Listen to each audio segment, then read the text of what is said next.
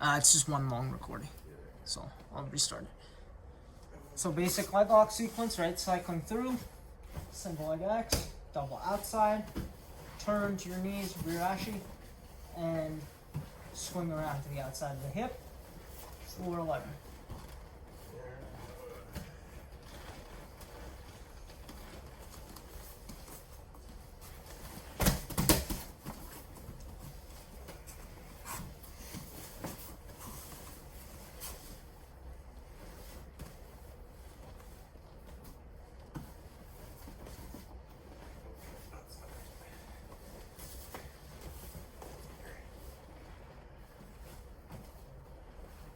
Good.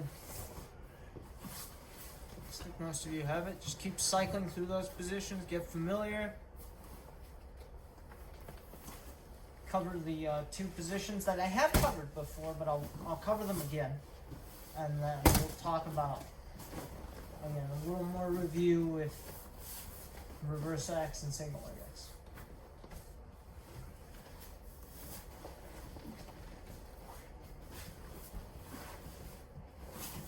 Talked about ankle locks last time. What's that? Talked about ankle locks last time. Toe holds are a little difficult to address when everyone's working with a dummy. So I'll just go back over setups.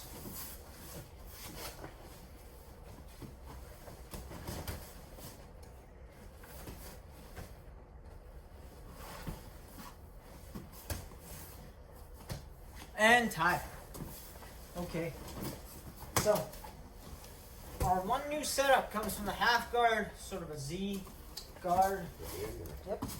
I'll start with you and then I'll show with the dummy. Because this is definitely easier with a live partner. Still doable with a dummy. So, knee shield half, right? So, just a touch. Thank you. Yep. Okay, so knee shield half. Okay? So I'm in half with a knee shield. Now, this is a very particular knee shield. This setup doesn't work as well with sort of a true Z guard on the hip. So what I'm going to do, what I like to do rather, is I like to take the knee of my shielding leg and point it towards the top of my partner's pec on the opposite side. So it's sort of forming a diagonal. I find this is best for bearing weight, and I can kind of reinforce it with my elbow as well to really hold my opponent off.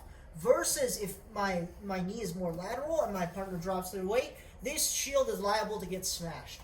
So instead, I keep that shield high, and I form a diagonal pointing my knee towards the pec tendon, sort of, where it attaches to the shoulder, right here. If I need extra structure, again, I can stick my elbow behind my knee and frame right here. This is really solid. Coach Nathan can lean all his weight into me, right? And you can hear my voice doesn't really change. It does a pretty good job of holding him at bay.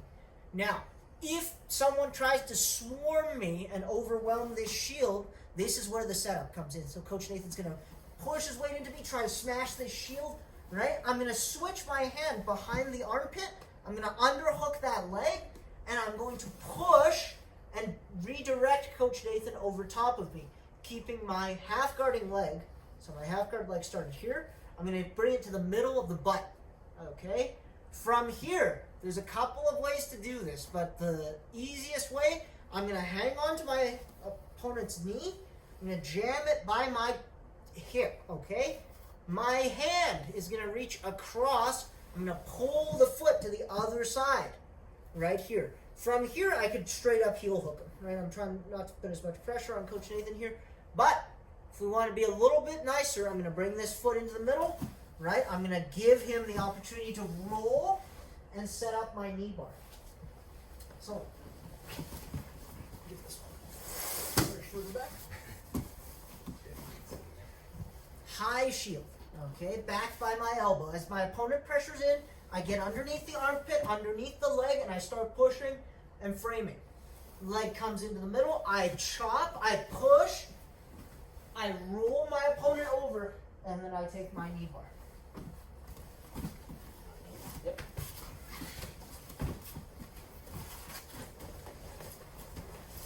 Yep, thank you. Right here. All right? So, setting up this half guard with my shield and my elbow, right? The top arm is going to pass underneath the armpit, keeping my elbow connected to my knee. Now, I'm going to use this to bring my dummy over top of me. I'm going to reach for this leg. Once I get the leg, right, I'm sort of at a perpendicular angle here. What I'm going to do is I'm going to chop my leg into the middle, pull that leg to me. I can squeeze my knees here, and with a dummy, because they don't really move at all, you're going to have to really squeeze your knees, hug nice and tight, and use your core to move your dummy over for your knee bar. Okay? Right here. So, one more time. This is kind of tricky with the dummies.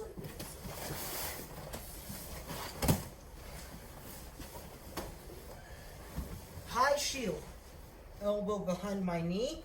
Pass it behind the armpit. Reach for that leg. Right here. Now, I chop. I kind of change my position. I squeeze my knees. Hug that leg. And I'm going to rotate into my knee bar. Knees pinched nice and tight. Hug that leg, put it next to my ear, and bridge to finish. Okay?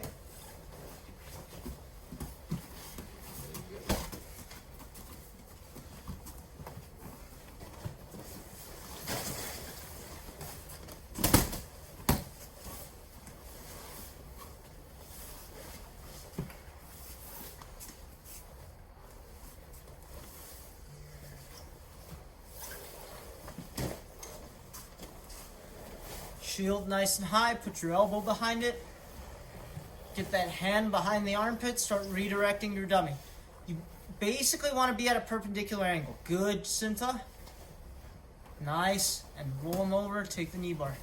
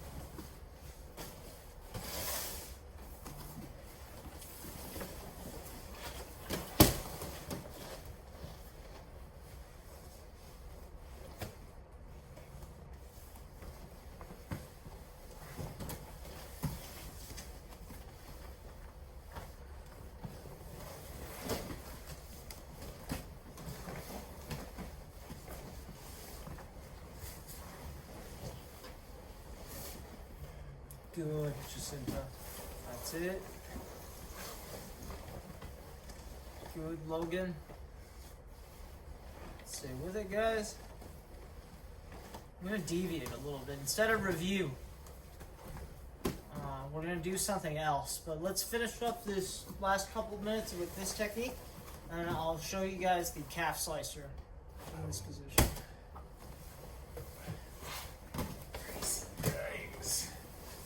You know, I really like calf slicers until I blew my own knee ligament trying to calf slice someone else. It's a love-hate relationship. It doesn't work as well anymore. It's kind of sus now. And you're like, I question this.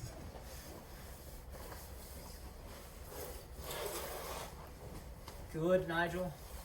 Nice.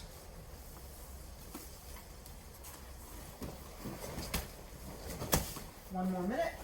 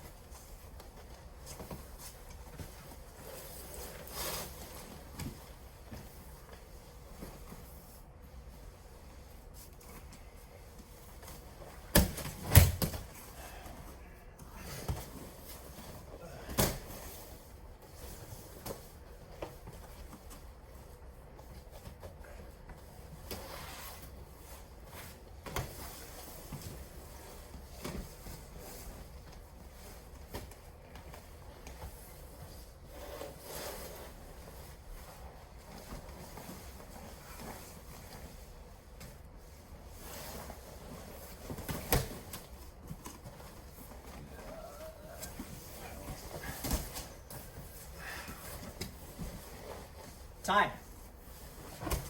Okay. I was going to do more review, but the calf slicer from here is pretty easy. And this is one that, well, Charles Oliveira didn't exactly get it from here. I think in the times I've watched that sequence, he was looking for a heel hook and the guy turned. But this is more or less the same idea. So if I can get to that knee bar position. And yes, Charles Oliveira, so hot right now. He's so hot right now. Right here, right? So I have that high shield, I'm backing it with my elbow.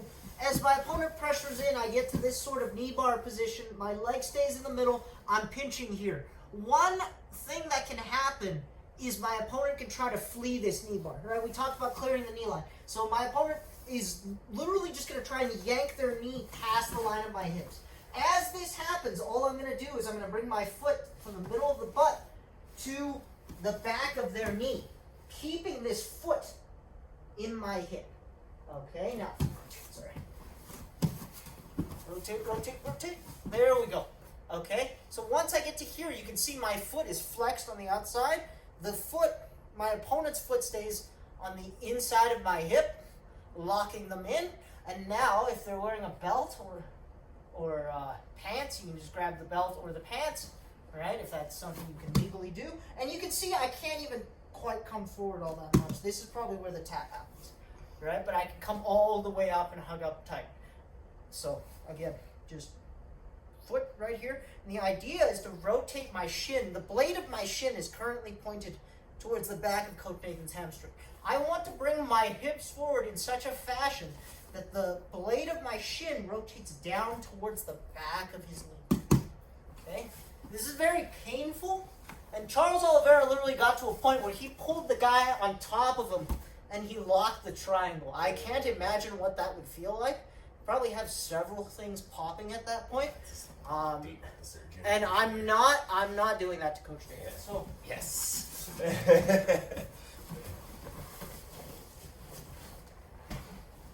Same idea, right? Half guard, I start getting through, I come to here. Now, what I'm going to do from here, you're going to just push your hips away as opposed to your opponent fleeing.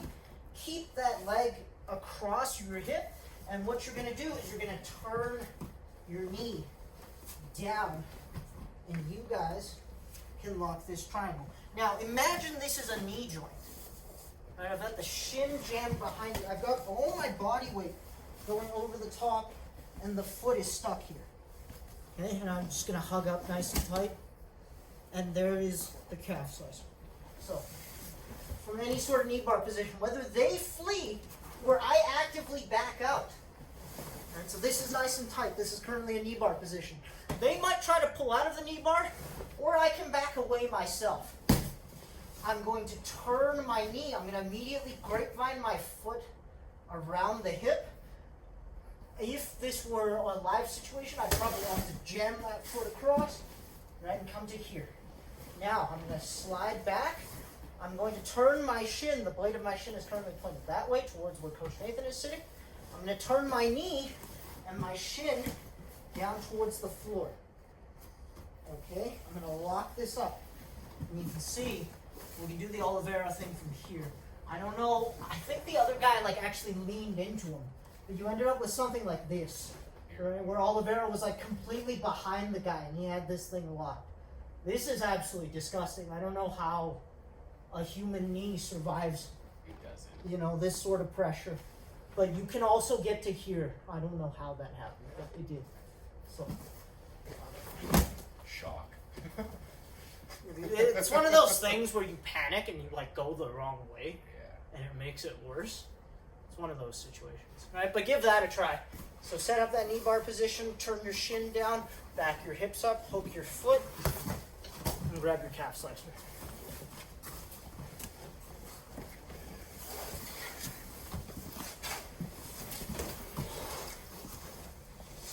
Good. Got that knee bar position, push back, push back. You might want to be careful with this one, Nathan. Just as much as your knee can tolerate, you're going to turn that knee down, bring your hips forward. Not that way. Don't go laterally. Come forward. Okay. So it's going to put more pressure on your hips, but your knees. Yes, there. lock it up. There. And there's the bend. The knee is I'm like, right where that bend is. Yeah. I just gotta pick a point with the dummy, I guess. Yes, pick a point with the dummy, wherever that ends up. I mean, now, if you were to sink this, obviously it wouldn't stretch out the knee, but if I were off and I was up on the hamstring, is it still gonna have an effect? I think it would still, there would still be pressure. It wouldn't be nearly as bad. People would just eat it. No, I'd target the knee if I were doing this at all. I'm just wondering, like, if you missed it, you just Yes. went for it, and you're like, oh, like, it was below the knee, above the knee, whatever. Good. And that's it, Jacinta. I would focus on turning the knee down first, turning your knee down first, and then finding the triangle. I wouldn't worry too much about the triangle initially.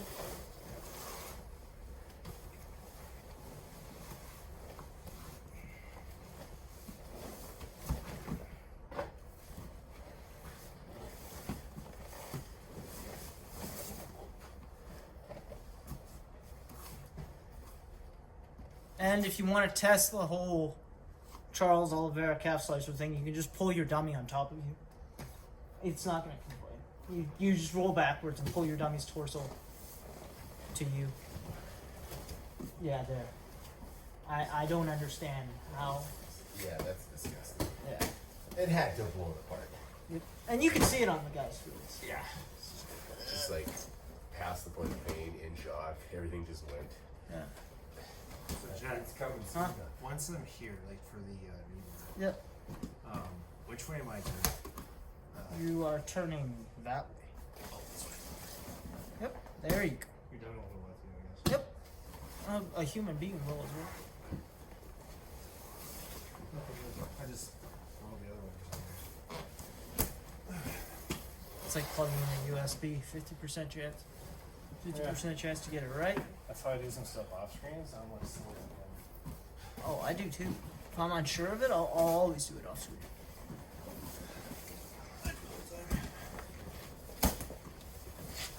I'm still in the whole blue denial phase.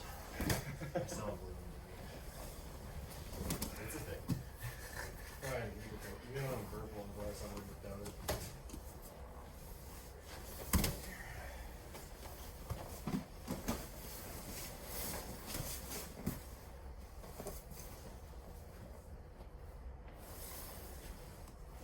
Kind of like toe hold here. Yep. But why would you just pressure the calf? Oh no, of course.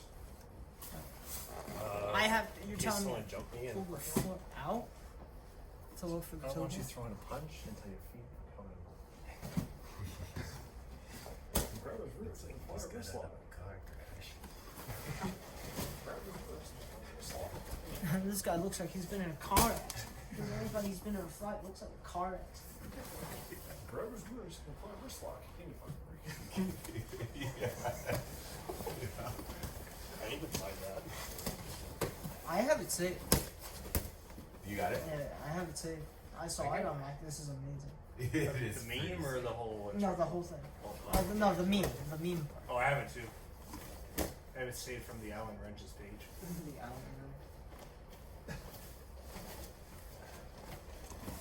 Grab his wrist and fire wrist lock.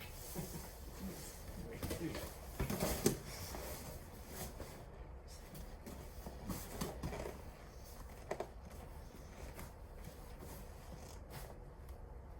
Jesus. Oh. All right, time. This is another one of those ones that I'm not sure I'll be able to apply to a real person, but I wanted to show you guys anyway. If we get to that position and for whatever reason you're not allowed to apply, I don't know if I can do this to you because this is not something I use often. This is one of those things I'll teach because I know how to teach it properly, but I've never applied it live. Gotcha. But if we get to, this sort of a position, let's say I started with a high shield, I got my opponent across my body. If I can get the guy loaded all the way up on across both my shins, it's actually fairly easy from here to execute a back hold sweep. So if I grab the sleeve and I grab the pant and I pump and I think about putting my opponent down to this shoulder where I'm jamming the sleeve, right? And I just roll over the top. any sort of momentum. So yeah, I have to do this kind of from the beginning. I'll show you with push anything. It's just. I was gonna say it might be easier with a 30. Okay, so there's your back roll sweep. That was harder than I thought it would be with a dummy. It's mostly down to momentum. Good news. This is legal.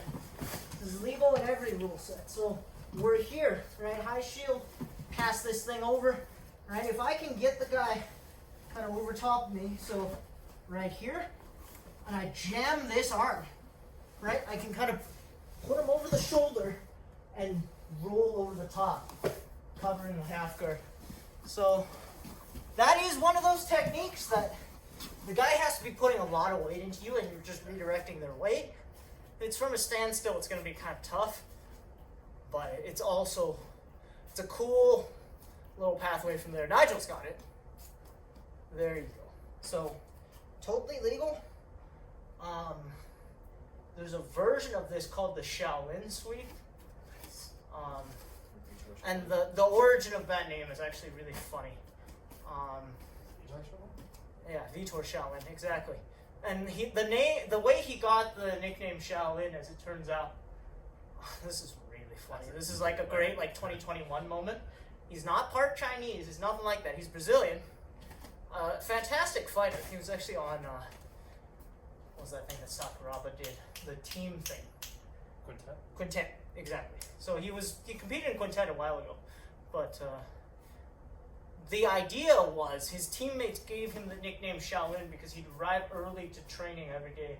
Apparently he'd sit in the lotus. Which I don't know what that has to do with Shaolin or anything like that, but that kind of, because he did that all the time, they jokingly gave him the nickname Shaolin. And it kind of stuck, right? So it was Vitor Shaolin Ribeiro.